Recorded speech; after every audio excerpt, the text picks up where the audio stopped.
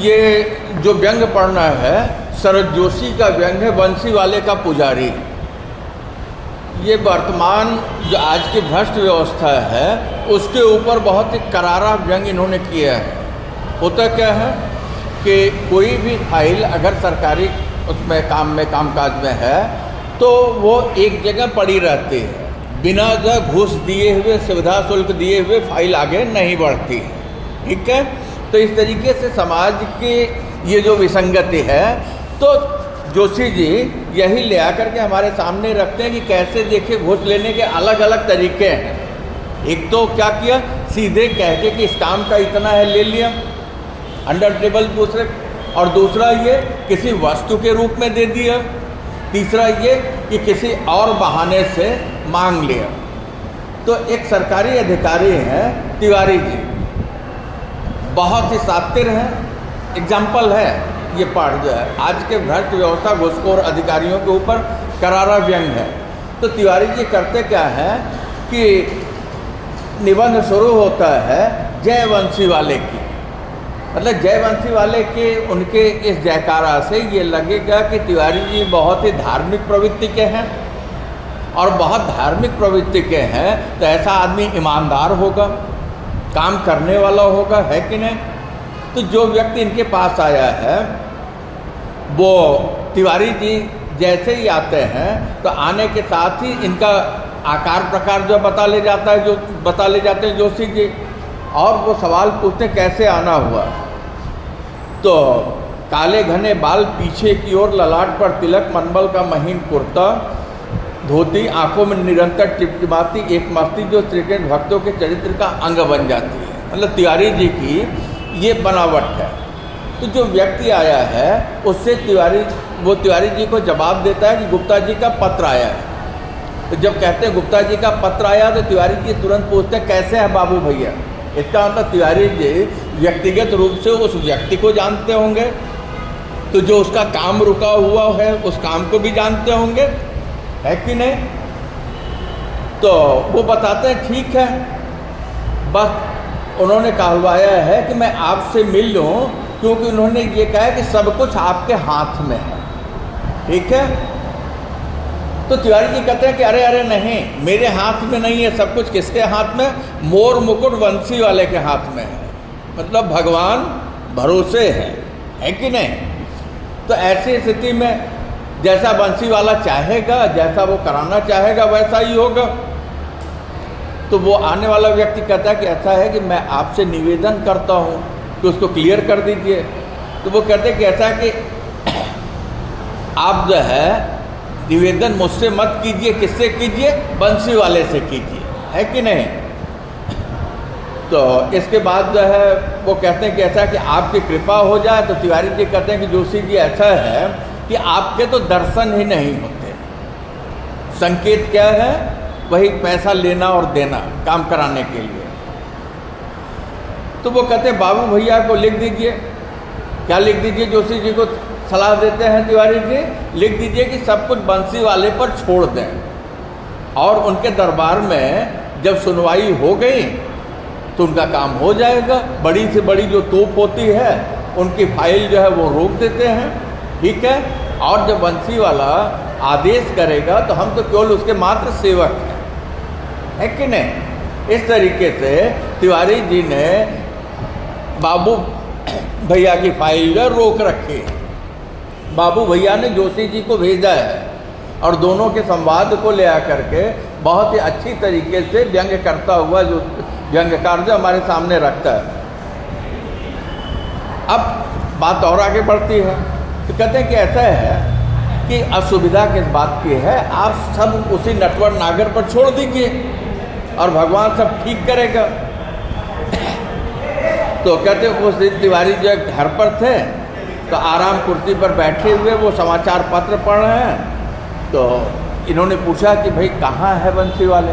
तो वो कहते अभी ही मैं पूजन से उठा हूँ, प्रभु को नैवेद्य लगाया, खुद प्रसाद ग्रहण किया, बैठा हूँ। वो बताते हैं कि मैंने क्या किया, अभी जब बंसी वाले की पूजा की, पूजन करके उठा हूँ तो भगवान को धूप दीप नैवेद्य चढ़ाया, तो जो नैवेद्य प्रसाद चढ़ाया वही प्रसाद मैं ग्रहण किया और अभी यहाँ बैठा हूँ। आने वाला व्यक्ति जोशी भी वहीं बैठ गया।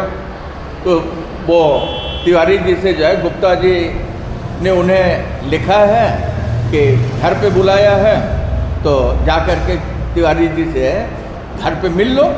जोशी जी को ऐसा जो है लिख करके बाबू भैया ने भेजा हुआ है, ठीक है। और उन्होंने ये भी कहा है कि घर पर रुपया मांगे तो दे देना। मुझे 100 रुपया TMO से भी भिजवा दिया था। मतलब बाबू भैया को ये पता है कि तिवारी पैसे लेगा और पैसे लेकर के ही काम करेगा। तो 100 रुपया उसने क्या किया, मनी ट्रांसफ़र कर दिया है कि जा कर के उनके घर पे मिल ले और मिल कर के काम करा ले। गुप्ता जी का काम हुआ। जोशी जी ने सवाल किया, बाबू भैया क्या हाल है उनके। तिवारी जी उसको घुमाते हैं और साथ ही तिवारी जी अब समझ जाते हैं इतनी बातें सुनने के बाद कि मछली हमारे जाल में फंस गई है कि नहीं। तो उनके चेहरे पर संतोष है कि चलो आज का एक बकरा आया, और कहते सब होगा सब होगा। बंसी वाले के चरणों में सबकी फाइल पड़ी। वह कृपाल जिस दिन उसे देख लेगा समझना सारा काम पता। नाइक साहब प्रिंसिपल बन गए मुरारी कृष्ण की कृपा से। इसका मतलब ये तिवारी जो बहुत पहुंचा हुआ आदमी है और इसके हाथ में पावर बहुत है। तो वो कहता है, संदर्भ सहित व्याख्या के लिए ये पंक्तियाँ पूछ सकते हैं। तो कहते हैं कि ऐसा सब होगा, मतलब जो चाहेंगे बाबू भाई गुप्ता सारा काम होगा, कुछ भी रुकेगा नहीं। लेकिन कैसे नहीं रुकेगा, कहते हैं कि सारी की सारी फाइलें बंसी वाले नटवर नागर के पास जमा है। अब नटवर नागर बंसी वाले को खुश कर दो। नटवर नागर बंसी वाले को खुश करने के लिए क्या होगा, तिवारी को खुश कर दो। तिवारी खुश हो जाएंगे, सारी फाइल क्लियर है कि नहीं। जैसे भगवान खुश हो जाए तो हमारा कोई काम रुकेगा नहीं। तो देख लीजिए कैसे भगवान की आड़ में घुस लेने की व्यवस्था तिवारी ने अपने घर पे बना रखी है। क्योंकि सीधे सीधे घुस लें तो विजिलेंस वाले पकड़ लेंगे। अब कोई मंदिर में चढ़ावा चढ़ाए तब तो वो घुस नहीं दिखेगा ना। लेने के तरीके कितने जो है बदल गए। तो वो कहता है सब होगा सब होगा, मतलब बाबू भाई का काम रुकेगा नहीं, जो वह काम होगा सब कुछ होगा। प्रभु के बंसी वाले के चरणों में जो फाइल जो रखी हुई है। अब जिस दिन वो कृपालु हो जाए, जिस दिन वो दया कर दे, जिस दिन वो चाह ले, तो सारा का सारा काम समझना पता है। जैसे उदाहरण देते हैं तिवारी जी कि नाइक साहब थे, उन पर जो है कृपा किसकी हो गई, मुरारी कृष्ण की हो गई। और जब उन पर कृपा मुरारी कृष्ण की हुई तो नाइक साहब का क्या हो गए, कहते प्रिंसिपल बन गए। केवल उनकी कृपा, तो उनकी कृपा कैसे होगी, जो उनका पुजारी होगा। जो उनका पुजारी है वो कौन है, तिवारी जी हैं। कहते हैं कि उनकी कृपा हुई तो वो प्रिंसिपल बन गए। नहीं तो प्रिंसिपल बनने के लिए नाइक साहब ने क्या किया था, बहुत चक्कर लगाया था। कहाँ तक, मिनिस्टर्स के पास तक गए थे, मंत्रालय में गए, लेकिन नाइक साहब का कुछ नहीं हुआ। और मैंने उनसे कह दिया था कि जब मोर मुकुट वाला चाहेगा तो सारा काम एक दिन में हो जाएगा। तो मोर मुकुट वाला क्यों चाहे भाई, है कि नहीं? क्योंकि बीच में तो तिवारी जो है कुंडली मार के बैठा हुआ है। तो वो कहते हैं कि ऐसा जब मोर मुकुट वाला चाहेगा तो सारा काम जो एक दिन में हो जाएगा। अरे राधे श्याम की कृपा से कितनों के काम हुए, सारे सेकंड जी के नाम है। कहते हैं राधे श्याम की जब कृपा हुई, मोर मुकुट वाले की जब कृपा हुई, बंसी वाले की जब कृपा हुई, तो नाइक साहब जैसे प्रिंसिपल बन गए, वैसे बहुत लोगों के काम हो गए। और कहते हैं कि एक दिन नाइक साहब एक सेवक के घर आए। अब देख लीजिए बात बात में कैसे पूरी भूमिका जो है वो बता ले जाते हैं, ठीक है। कहते हैं कि वो आए, मैंने कहा कहिए महाराज। बोले बंसी वाले के दर्शन को आए। तो नाइक साहब ने क्या कहा कि ऐसा है। घर पर जब आए तो बोले मैं बंसी वाले का दर्शन करना चाहता हूँ। तो तिवारी जी ने कहा अवश्य कीजिए। और मैंने मंदिर का जो पट है दरवाज़ा खोल दिया और नाइक साहब ने मंदिर के पट से जब मुरली वाले का, बंसी वाले का, राधे श्याम का दर्शन कर लिया। और कहते हैं कि दर्शन करते उन्होंने कहा क्या दिव्य मूर्ति है, मानो गोपाल कृष्ण साक्षात खड़े हों। क्योंकि देखिए घूस के साथ चाटुकारिता चलते ही है कि नहीं, क्योंकि बिना मक्खन लगाए काम नहीं चलेगा। तो वो कहते हैं कि अरे क्या जो साक्षात गोपाल कृष्ण खड़े हैं। तो इन्होंने कहा सच। तो ये बताते कि मैंने मूर्ति जयपुर से मंगाई है, बड़ी सुंदर है। तो नाइक साहब का मन रम गया। अब काम की बात बोल रहे हैं तिवारी जी, क्या कर रहे हैं, मूर्त के चरणों में पूरा 51 रुपया चढ़ाया और प्रसाद लिया। कहते 51 रुपये चढ़ाया, तो 51 रुपये चढ़ाने के बाद तो ये जो राधे श्याम जी थे, गोपालकृष्ण थे, उन्होंने उनको प्रसाद दे दिया। इसका मतलब उनकी फाइल क्लियर, वो बन गए प्रिंसिपल। कहने लगे तिवारी जी, जब भी आऊँगा बंसी वाले के दर्शन किए बगैर और भेंट चढ़ाकर प्रसाद लिए बगैर नहीं जाऊँगा। वो कहते कि ऐसा कि अब जब भी आऊँगा, मतलब कि हमेशा के लिए जो है वो हो गया कि जब भी आएंगे लेके जाएंगे। एक तरीके से जो है उन्होंने नाइक साहब ने इनको आश्वस्त भी कर दिया। तो कहते हैं कि ये सारी माया उसी की है, मेरी कुछ नहीं है। तो अब चाहेंगे तो आप प्रिंसिपल बन जाओगे। एक उदाहरण दिया, 51 रुपये चढ़ाया, सीधे कहते 51 रुपये घोष दिया। उस जमाने में बहुत बड़ी बात थी, है कि नहीं, जो प्रिंसिपल बन गए। दूसरा उदाहरण देते हैं, तारा शंकर बाबू के लड़के जो है वो नियुक्ति के लिए परेशान थे, नौकरी के लिए परेशान होकर के अंत में वो मेरे पास आए। तो कहते कि मैंने उनसे कहा कि बंसी वाले की कृपा होगी तो सारा काम हो जाएगा। तो ये सवाल करेगी कि सर बंसी वाले की कृपा आखिर होगी कैसे, बंसी वाले पे कृपा हमारी हो जाए और हम सीधे जो MA कर लें, PhD कर लें, प्रोफेसर बन जाए, डॉक्टर बन जाए, इंजीनियर बन जाए। सारी राष्ट्र व्यवस्था हो गई बेटा, जो है बंसी वाले की कृपा से सब कुछ होता है कि नहीं। तो अब तारा बाबू अपने बेटे को लेकर आए, उन्होंने स्वयं और अपने बेटे को प्रभु का दर्शन कराया और उनके चरणों में 101 रुपया रखा, प्रसाद लिया। क्या बताऊं जोशी साहब, फाइल मेरे पास, ध्यान दीजिएगा वाक्य पे, जबरदस्त व्यंग है। फाइल मेरे पास 4 माह से पड़ी थी, पर उस दिन कुछ ऐसी दिव्य प्रेरणा प्राप्त हुई मानो मोर मुकुट वाले ने डांटा, क्या कर रहा है तिवारी, मेरे भक्त का काम नहीं होगा क्या। मैंने कहा प्रभु तू कह रहा है और नहीं हो, यह साहस किसमें है। 4 महीने से फाइल पड़ी है, तिवारी जान रहा है, लेकिन फाइल कब क्लियर हुई, फाइल तब क्लियर हुई जबकि वो 101 रुपये चढ़ा दिया उन्होंने। 101 रुपये भगवान को दक्षिणा के नाम पर घुस मिल गया तिवारी को। कहते हैं इस तरीके से जैसे साक्षात भगवान ने कहा कि तिवारी तुम कर क्या रहे हो, 4 महीने हो गए और फाइल तुम्हारे पास पड़ी हुई है, तो कौन रोके। कहते हैं कि तारा बाबू के लड़के को उसी दिन नियुक्ति पत्र मिल गया। ध्यान यहाँ पे, तारा बाबू के लड़के को उसी दिन नियुक्ति पत्र मिल गया, मतलब घुस दिया, काम तुरंत हो गया। इसका मतलब कि बिना घुस के सरकारी विभाग में कोई काम नहीं हो रहा है, बिना घुस के सरकारी विभाग की कोई फाइल डोल नहीं रही। ठीक है। कहते जोशी साहब तो सब कुछ उसी यशोनंदन के हाथ में है, हमें तो बस उसका आदेश चाहिए। और उसका आदेश कैसे मिलेगा, जब उसको जो है धूप दीप नैवेद्य दक्षिणा चढ़ावा चढ़ाओ, तब वो कहेगा कि नहीं कर दो। खुश किसको होना है, भगवान के माध्यम से खुश तिवारी को होना है। आगे चलें।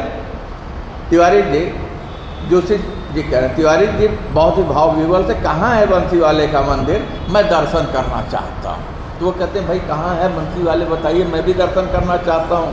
तो तिवारी जी कहते हैं कि वो कहाँ, तो मेरे घर में है कि नहीं। तो जोशी जी कहते चलिए दर्शन कराइए। तो लेके गए बाईं तरफ उनके घर के कमरे में, तो पता चला कि एक दरवाज़ा उस मंदिर का सड़क की तरफ खुलता था आम आदमी के लिए, और वहाँ एक संगमरमर की मूर्ति रखी थी, वो अपने हाथ में बंसी लिए थे, और 1 रुपये की जो 100 अगरबत्ती आती है सबसे सस्ती वाली, वो वहाँ जो जल रही है, नीचे लाल रंग का कपड़ा जो बिछा हुआ है। तो जैसे ही जोशी जी पहुँचे, तो जैसा नाइक साहब ने किया था वैसे ही जय हो मोर मुकुट बंसी वाले की चाटुकारिता शुरू, है कि नहीं। तो ऐसा कहते हुए मूर्ति के सामने जो है तिवारी भी लेट गए साष्टांग, और जोशी जी भी लेट गए।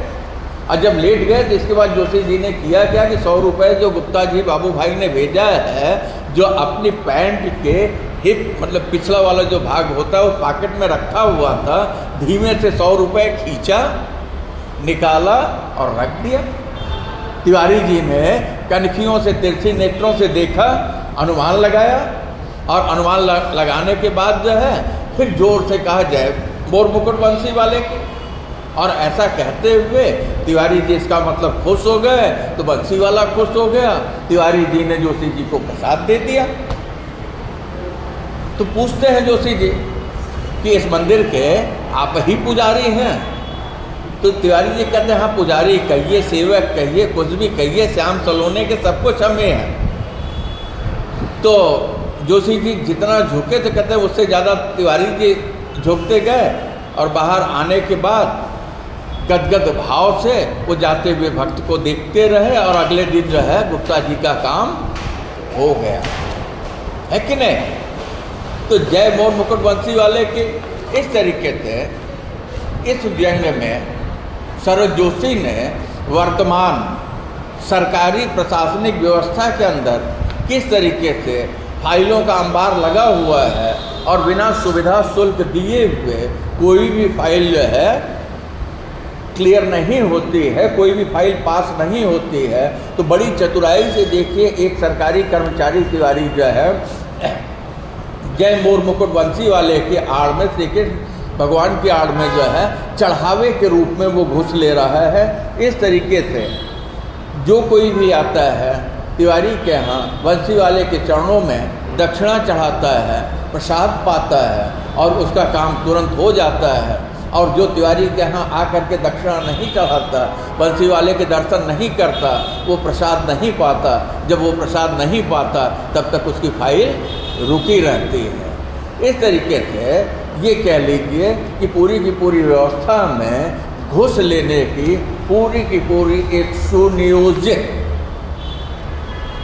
व्यवस्था बना दी गई है, जो कि असंवैधानिक है लेकिन बहुत ही व्यवस्थित है। ठीक है, ये आपका व्यंग पूरा हुआ।